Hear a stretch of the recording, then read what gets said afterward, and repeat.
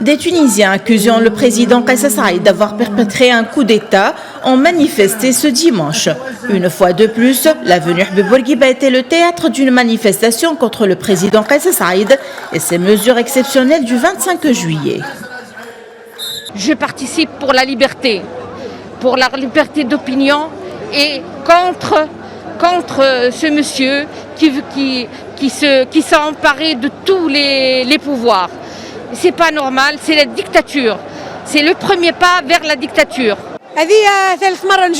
C'est la troisième fois que je viens de Gasserine pour manifester contre le coup d'État, contre la dictature. Nous sommes ici pour dire à Kais Saïed, nous vous avons choisi démocratiquement, donc il faut respecter la démocratie.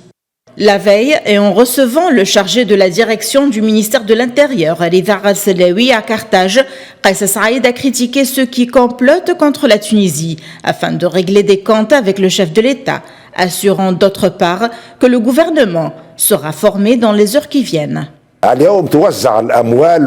Ceux qui s'opposent aux décisions du 25 juillet distribuent de l'argent pour attirer les manifestants.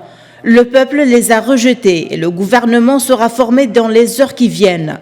Les prochaines échéances sont annoncées dans le cadre du dialogue qui sera instauré avec le peuple tunisien et les représentants des jeunes, particulièrement dans les régions.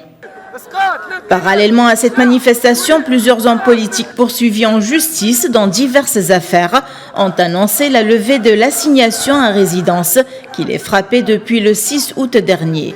Il s'agit des anciens ministres, à savoir Anwar Marouf, figure éminente du mouvement islamiste Nahda, et Riyad Mouakhar, des anciens conseillers du gouvernement, ainsi que l'ancien président de l'instance nationale de lutte contre la corruption, Chawki Tabib. La veille, Kais Saïed s'est moqué de ses opposants. Il a dit que si ce dimanche pour eux est la journée de mobilisation sous le slogan Nefir al-Am, alors dimanche dernier était le jour de lapidation des démons, en se référant à la manifestation qu'elle a soutenue. Depuis Tunis, Najwa Becha pour Média.